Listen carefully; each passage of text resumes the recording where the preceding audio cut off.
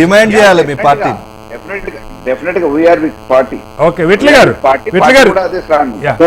గారు దీని ఏం జరగవచ్చు సార్? ఇప్పుడు జీవోని ఇవ్వడం అనేది మేము స్వాగతిస్తున్నాం భారతీయ జనతా పార్టీ తరఫున. డెఫినెట్ గా అసెంబ్లీలో కూడా మద్దతు ఇచ్చారు, మా ఎమ్మెల్యేలు మద్దతు ఇచ్చారు. అందరూ ఏకగ్రీవంగా ఆ యాక్ట్ పాస్ అయింది. అది కేంద్ర పరిధిలోకి ఉంది కాబట్టి కేంద్ర పార్లమెంట్ లో 9 షెడ్యూల్, ఆ రిజర్వేషన్ ఇవన్నీ కూడా పెద్ద ప్రక్రియ. ఇవాళ జీవో ఇచ్చారు. ఇవాళ రాష్ట్ర ప్రభుత్వం పైన ఏంటంటే జీవోతో పాటు కేవెట్ వేయాలి అన్ని కోర్టులకి, హైకోర్టులో కానీ ఇంకా సుప్రీంకోర్టు కానీ కేవెట్ ఫైల్ చేస్తూ ఈ జీవోను చిత్తశుద్ధితో అమలు ప్రక్రియను ప్రారంభించాలని మేము కోరుకుంటున్నాం. ఎవరన్నా కోర్టుకు వస్తే మా వాదన వినకుండా భారతీయ జనతా పార్టీ నిర్ణయం చెప్పాలా సార్?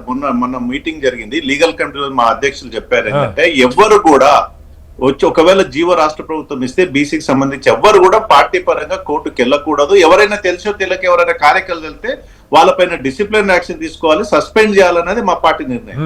డెఫినెట్ గా భారతీయ జనతా పార్టీకి సంబంధించిన ఎవరు కూడా కోర్టుకు వెళ్ళరు దీనిపైన. బయట ఎవరైనా వెళ్తే అది మాకు సంబంధం ఉంటుంది, మేము కూడా లీగల్ గా దాన్ని ఫైట్ చేస్తాం. సో ఏదేమైనా ఈ 42% ఒకవేళ రిజర్వేషన్ అమలు చేయగలిగితే డెఫినెట్ గా స్వాగతించాల్సిన కాదు విట్ల గారు.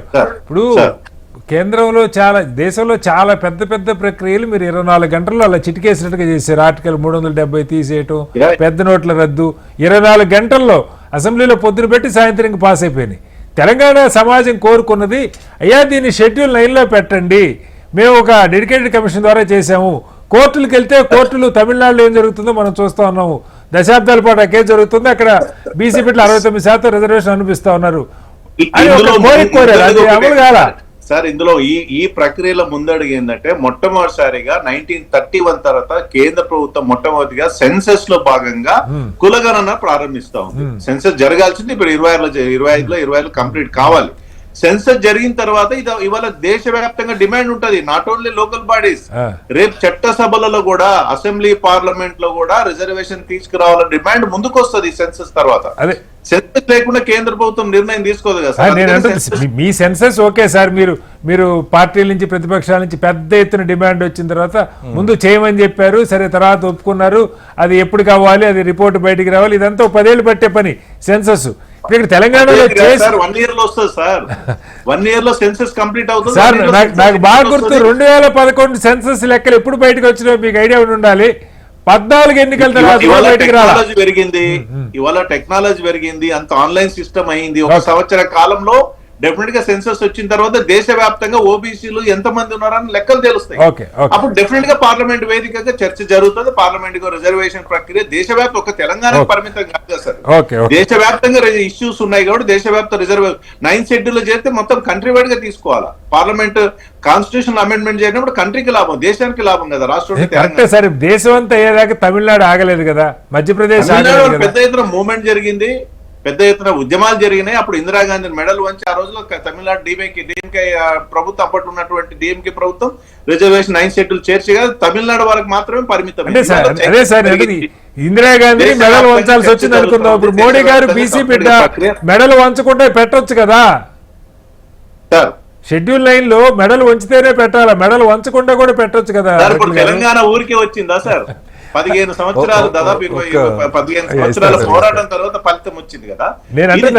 ప్రజా ఉద్యమాలు ఉన్నప్పుడు ప్రజల తరపు ఇప్పుడు రాహుల్ గాంధీ గారు పార్లమెంట్ ఎందుకు మాట్లాడతలేరు సార్ రిజర్వేషన్ లో? ఒక ప్రతిపక్ష నాయకుడు రేవంత్ రెడ్డి గారు అదే రాహుల్ గాంధీ వేదికగా ఎందుకు మాట్లాడతలేరు? నేనేమంటున్నా, తెలంగాణలో కులగణన సర్వే చేపట్టి అసెంబ్లీ బిల్లు పాస్ చేసిన తర్వాత పార్లమెంట్ సాక్షిగా దేశ ప్రతిపక్ష నాయకుడిగా హోదాలో రాహుల్ గాంధీ గారు మాట్లాడుతూ మేము తెలంగాణలో చేసి చూపిస్తాం, భవిష్యత్తులో కూడా ఈ దేశంలో అమలు చేస్తాం, మిమ్మల్ని మోకాల మీద నిలబెట్టి కులగణన చేపిస్తామన్న 6 నెలలకు ప్రకటన చేశారు. మేము కులగణన కూడా జోడిస్తున్నాము జనాభా లెక్కలతో పాటు. మీరు రాహుల్ గాంధీ గారు మాట్లాడలేదంటే మా ఒత్తిడి, రాహుల్ గాంధీ గారు ఏ మాట చెప్పినా దాన్ని మిమ్మల్ని మోకాల మీద నిలబెట్టి అమలు చేసిండు. జిఎస్టీ తగ్గింపు గురించి 2018లో చెప్పిండు, మొన్న అమల్లోకి వచ్చింది. ఈ రోజు కులగణన గురించి ఛాలెంజ్ చేసిండు, మిమ్మల్ని మోకాల మీద నిలబెడతాను. మీరు చూడండి, ఎంత జనాభా ఉంటే అంత వాటా అది అమలు చేసి చూపియాలని. రైట్ ఒక ప్రతిపక్ష నాయకుడుగా 9th షెడ్యూల్ ఈ రిజర్వేషన్స్ దేశవ్యాప్త రిజర్వ్ అమలు చేయాలి అనేది ఎప్పుడైనా డిమాండ్ వచ్చిందా రాహుల్ గాంధీ? బీసీ ప్రధాని అని చెప్తారు కదా, మరి మీరే మీ దగ్గర బిల్లులు పెండింగ్ పెట్టుకున్నారు కదా. రాలేదు కదా. తెలంగాణ బిల్లులు పెండింగ్ ఉన్నాయి మీ దగ్గరనే. పార్లమెంట్ వేదిక చర్చ ఓకే, ఒకసారి జరుగుతుంది. మళ్ళీ వస్తాను సార్ మీ ప్రభుత్వం దగ్గరికి. చెప్తుంది. సార్ నేను సబ్మిషన్ పాయింట్ ఆఫ్ ఆర్డర్ పెడితే రిజెక్ట్ చేసిండ్రు. ఓకే పాయింట్ ఇదే అంశం మీద తెలంగాణ ఏదైతే 42% రిజర్వేషన్ చేసి కేంద్రానికి బిల్లులు పంపిందో అవును. ఈ అంశం మీద డిస్కషన్ షార్ట్ డిస్కషన్ అడిగితే అవును. వాటిని రిజెక్ట్ చేసిన ప్రభుత్వం కేంద్ర ప్రభుత్వం. మీరు లేవనెత్తలేదని మళ్ళీ తిరిగి మా మీద ఆరోపణ చేస్తే ఇది అబద్ధం అవుతుంది వీటిలో. ఒకసారి